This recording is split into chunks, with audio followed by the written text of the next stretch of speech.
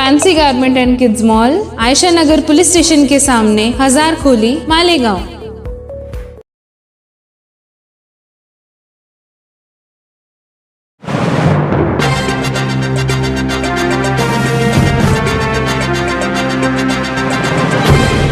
देखते रहिए the prime news Abdul Rahman के साथ।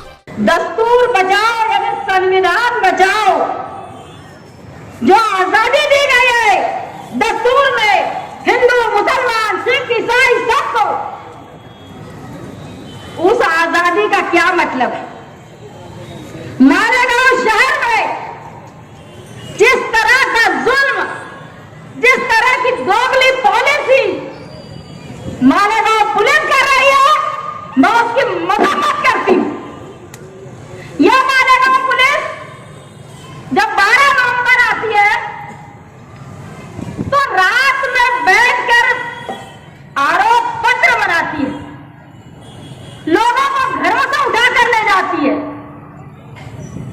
यही मालेगांव पुलिस जब गढ़ की यात्रा में पथराव करता है, एक दादा के करीबी एक दादा का बेटा जिसकी निशानदेही जनता दल के लीडरान करते हैं, उसको नहीं पकड़ती। ये क्यों? ये दोगला सुलूक सेंट्रल मालेगांव के साथ क्यों है? क्या कमजोरी है मालेगांव शहर के लीडरशिप में? क्या कमजोरी है इस शहर के एमएलए की ताकत में, दबदबे में, सच्चाई में, अच्छाई में, कि कोई असर मालेगांव पुलिस पर नहीं है? मैंने इसी जगह खड़े होकर निहाल साहब की बरसी के दिन जब ये रिजवान सर के यहाँ पथराव हुआ था, फायरिंग हुई थी, मैं उस वक्त बोली थी, नाम बोला था मैंने कांग्रेस के लीडर का जो मरहूम हो गए उनको गिरफ्तार करो, नहीं तो मैं धरना दूंगी। तीसरे दिन गिरफ्तार किया गया था, अब वो मरहूम हो गए। लेकिन मैं बोलना यह चाहती हूं कि आज ऐसा कौन सा तूफान आ गया है कि मालेगांव पुलिस दोगला सलूक कर रही है। सेंट्रल मालेगांव के साथ अलग, आउटर मालेगांव के साथ अलग। एमएसजी कॉलेज में जो कुछ हुआ वो एक तरबियती क्लास थी, मगर उसको मजहबी रंग दिया गया। मैंने अपने अदारियों में बहुत लिखा उसके बारे में, जो आवाज में छपते हैं,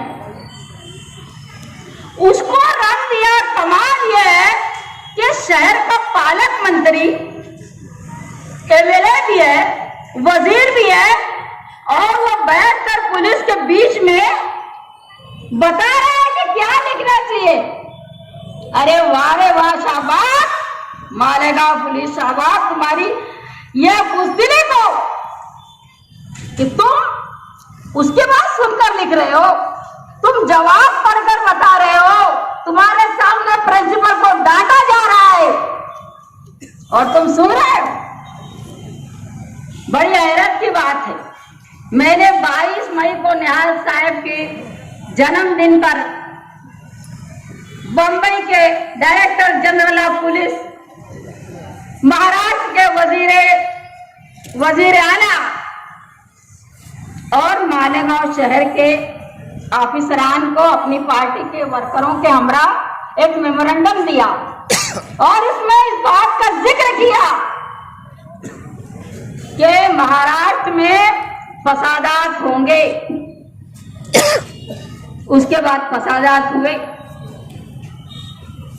सियासी जानकारी का फायदा हमने उठाते हुए अपनी सेकुलर सोच समझ का फायदा उठाते हुए पुलिस को आगाह किया, मगर मालेगांव की पुलिस बुज़दिली का भैया सबूत देती है, बार बार एकतरफा जानिबदाराना सलूक करती है। एमएसजी वालों पर कोई केस नहीं, जिन्होंने धींगा मस्ती के 3 दिन तक धींगा मस्ती चली, मैं जाके देखती रही हूं।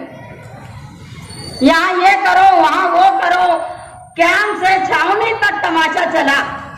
आज बच्चों का एडमिशन एमएसजी में नहीं हो रहा है। बहुत बच्चे मेरे पास भी आते हैं, बहुत सी बातें मैं भी सुनती हूँ। जो कुछ हो रहा है ये शहर की कमजोरी, लीडरशिप की कमजोरी, इस शहर के एमएलए की खामोशी, गूंगापन इसके लिए जिम्मेदार है। और सेंट्रल मालेगांव में कुछ हुआ जहां दादा भूसा जिम्मेदार होगा, इस शहर का एमएलए भी जिम्मेदार होगा। तुमको याद होगा अभी मुहर्रम आने वाला है, न्याज साहब ताजिया उठाकर दीवार तोड़ कर गए थे, वो भी एमएलए थे ना, उन्होंने अपनी जिम्मेदारी कैसे निभाई? तुमको शायद मालूम नहीं होगा, मेरे बेटे बुलंद इकबाल को उसके बाद अमल में अगवा कर लिया गया था। हमने कभी उसका जिक्र किसी जलसों में नहीं किया कि हमने क्या कुर्बानी दी है। ऐ शहर तुझसे बहुत प्यार किया है मैंने, ऐ शहर तुझसे बहुत प्यार किया है हमने, खून को खून से सींच का इजहार किया है हमने। तेरी राहों में अगर जुल्म सितम आएंगे लेके हम अमन सदाकत के आलम आएंगे। ये शहर में अमन अगर रखता है कोई तो जनता दे, लड़ने अगर आती है तो जनता दे, तहरीक अगर चलाती है तो जनता दल। लीडरशिप देखो आप, जब वो मालेगांव में एक मसला हुआ, बुलंद इकबाल, मुस्तकिम डिग्निटी, सलीम गढ़वाल, निहाल, अबू शहब निहानी, ये सब गए जेल में, 7-8 दिन जेल में थे। उसके बाद अभी मसला हुआ तो मुस्तकिम डिग्निटी जेल में थे। मसला यह है इस शहर का कि पर्दा दर पर्दा, सामने कहना कुछ करना कुछ, और खामोशी, मुसलसिल खामोशी, मुसलसिल दरबर्दा बेटा परस्तों के साथ लीडरशिप की दोस्ती, ये इस शहर का सबसे बड़ा अलमिया है। और अगर ये खत्म नहीं हुआ दरबर्दा दोस्ती और उसके साथ होने वाले असरात नाकाबिले कबूल होंगे इस शहर के लिए। मुझे बहुत ज्यादा बोलना नहीं है। मैं आज महाराष्ट्र जनता दल की अकलियती शोबे की सदर होने के नाते, महाराष्ट्र जनता दल की जनरल सेक्रेटरी होने के नाते मालेगांव शहर की पुलिस के दोगले रवैये की मजम्मत करती है। मालेगांव पुलिस जो धंधा कर रही है इस शहर में, हमने कभी अमन कमेटी को नहीं माना। न्याय साहब ने कभी एक आदमी अमन कमेटी में नहीं भेजा।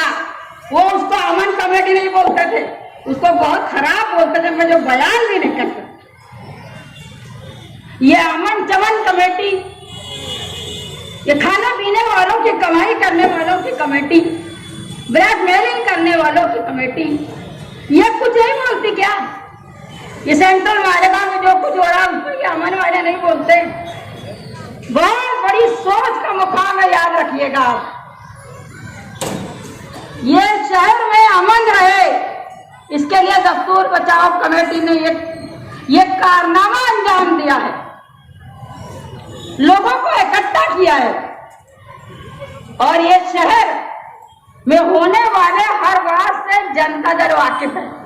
मैं आप तमाम के शुक्रिया के साथ जो अदारे, अंजुमने, करवे यहाँ आई, जो तंजीमों ने सपोर्ट किया, वो सब के शुक्रिया के साथ, आप तमाम के शुक्रिया के साथ, खुसूसी तौर पर यहाँ हमारी जो खवातीन है उसमें साबित कारपोरेटर्स खवातीन है, मेंबरान है, मैं वो तमाम माओ बहनों का, तमाम बुजुर्गों का, जवानों का शुक्रिया के साथ अपनी बात खत्म करती हूं।